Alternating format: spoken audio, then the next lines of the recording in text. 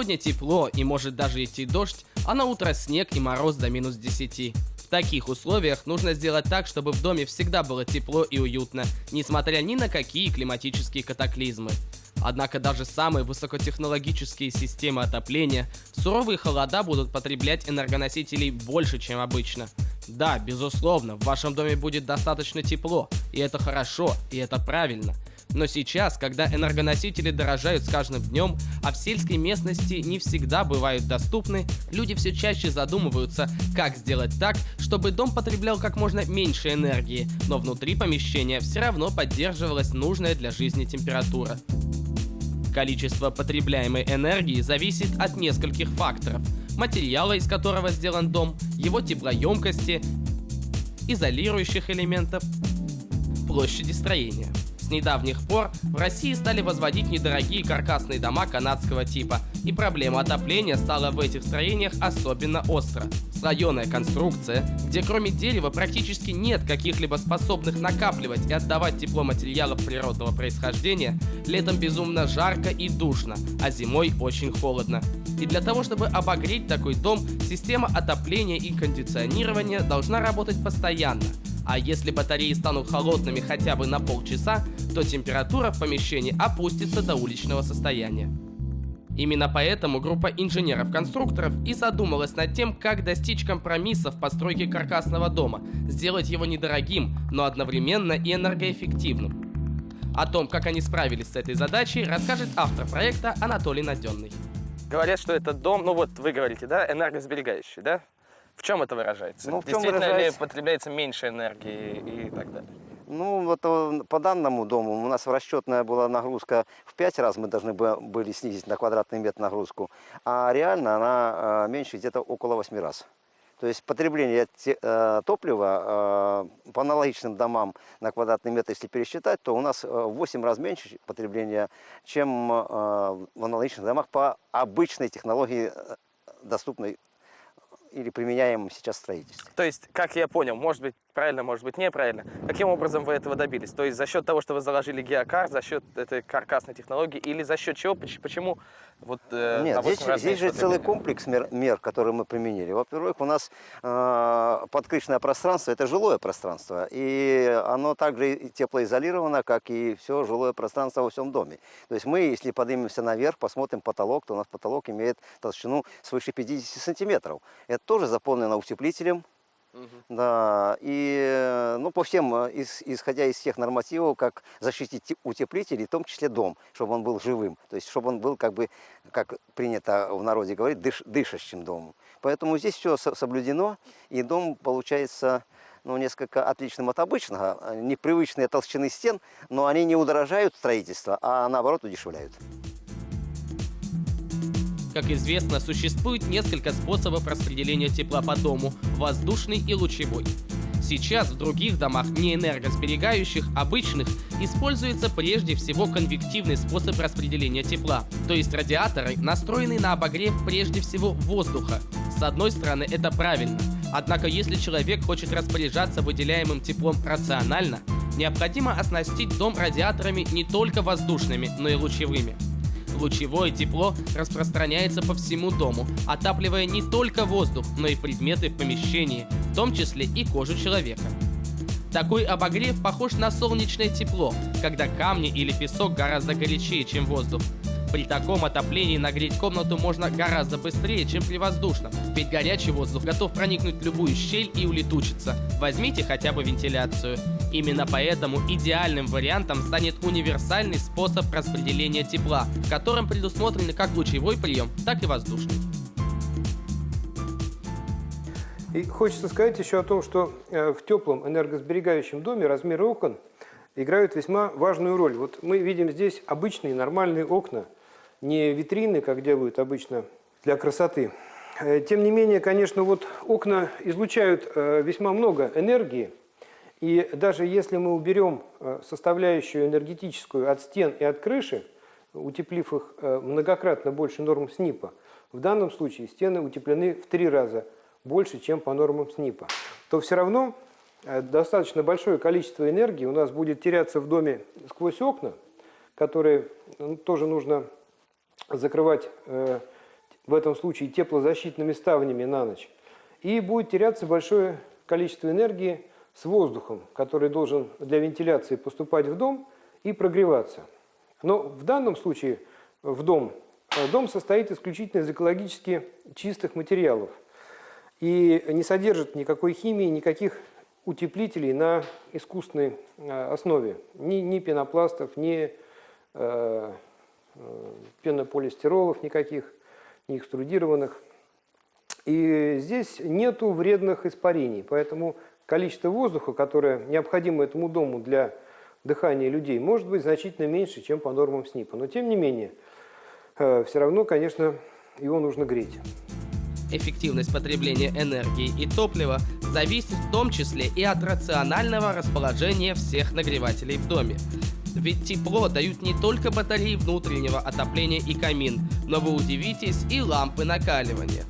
Благодаря тому, что геокар не позволяет холоду с улицы заходить в дом, а обшивка из блокхауса помогает сохранить тепло внутри, даже обычная бытовая лампа в 60 Вт способна нагреть небольшое помещение. Однако в этом доме имеется и такой мощнейший источник энергии, как камин. Тепло камина используется здесь весьма рационально.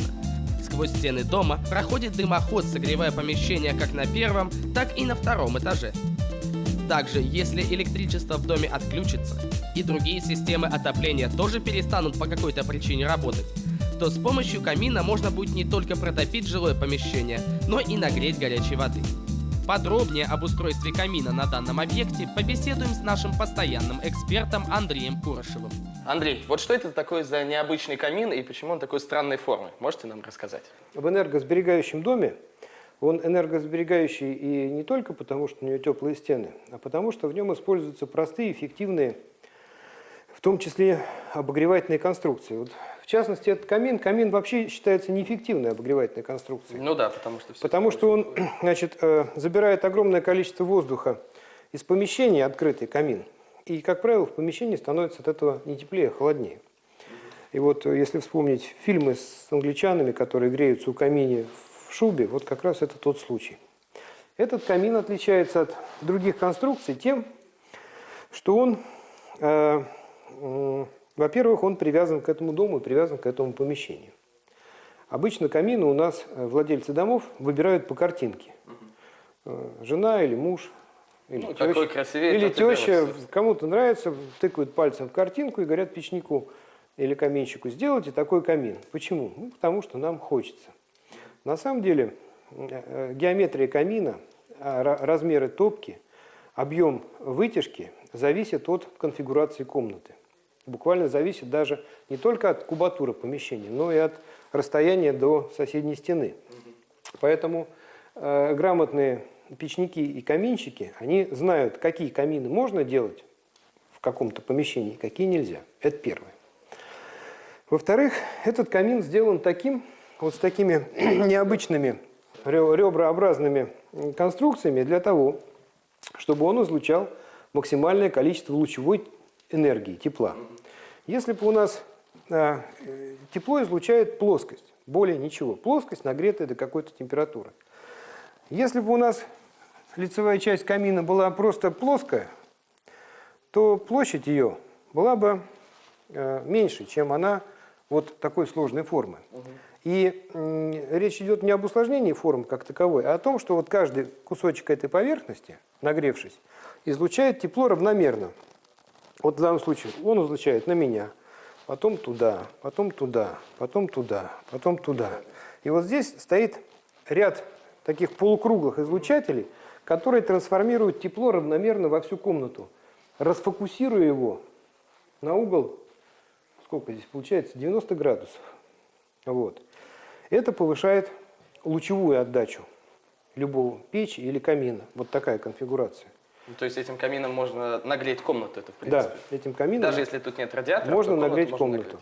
То есть у него повышена лучевая составляющая таким образом. И поэтому и вот кирпичики специальные делают так, чтобы люди как бы об этом знают. Вот сейчас я вам проведу простой эксперимент. Сейчас я подожгу кусочек бумажки. Вот. И вот видите, здесь тяга достаточно высокая. Ну да. Вот я выношу его. И здесь уже практически у нас как бы тяги нету. Вот на расстоянии, видите, уже тяги внутрь камина, воздуха нет. Ну вот здесь, конечно, по низу есть, но в обычном камине у нас была бы тяга очень большая. То есть у нас бы вот, даже если люди курят вот здесь вот, дым устремляется в камин и вылетает. А здесь, видите, он вот дымит и практически не уходит в камин. Как это получается? Но это хорошо или Да, плохо? это хорошо. Это хорошо, потому что помещение не теряет свой теплый воздух. То есть оно теряет, но в гораздо меньших объемах. Это происходит благодаря тому, что внутри камина у нас, вот видите, такая решеточка. Вот такие решеточки есть внутри каждого камина. Но разница между этой решеточкой и обычными решеточками в том, что в обычную решетку воздух поступает, как правило, здесь внизу камина находится отверстие, поддув. Воздух поступает из комнаты в поддув сквозь решетку и выходит в вентиляцию. А здесь воздух поступает в решетку из подполья. Таким образом, для камина сделана специальная отдельная приточная вентиляция. Чтобы он не остужал воздух в комнате, он вентилирует подполье. Подполье этого дома достаточно обильное, обширное. И подполье любое должно вентилироваться. Вот, естественно, вентиляция подполья не всегда бывает хорошей и эффективной. А здесь как раз, когда топится камин, то подполье втягивает в себя свежий воздух, а старый, может быть, даже сырой, и какой-то вытягивает наружу. Так обычно делалось в русских печах, когда в деревнях люди жили. Иначе бы русская печь, которая топилась с утра до вечера, выгребала бы весь теплый воздух из помещения, из дома. Это второй момент. И третий момент. Вот мы не можем, к сожалению, этого показать, потому что все уже сделано.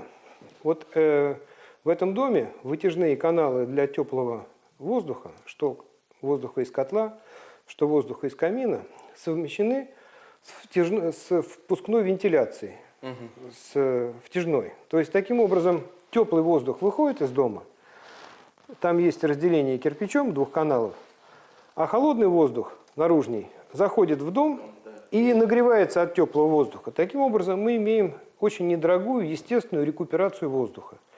Она, может быть, происходит не так эффективно, как в дорогостоящих рекуператорах, которые стоят десятки тысяч евро. Которые специально гоняют таким образом. Но эта рекуперация простая, естественная и не требует никаких технических устройств. Таким образом, воздух в дом приходит уже утепленный, уже прогретый. Ну, может быть, прогретый не совсем до комнатной температуры, но уже не морозный. То есть, если, например, на улице у нас минус 30, как прошлой зимой, да, было? Ну, как зимой часто бывает. То есть воздух минус 30, который, заходит, и уже здесь нагревается хотя бы до нуля. Хотя бы до нуля, да. То есть это уже во многом снижает теплопотери дома. Вот такая вот необычная конструкция камина. То есть и этот камин, и, в принципе, система отопления позволяет в достаточной степени экономить тепловую энергию. Да, именно так. И, собственно, экономить... Экономить, именно не просто экономить, а экономить простыми средствами, без участия технических приборов, вентиляторов, каких-то специальных сделанных вент-каналов металлических и прочее. Как вы помните, этот дом построен в Новгородской области. В этой местности очень силен холодный северный ветер, который способен выгонять тепло из любого дома.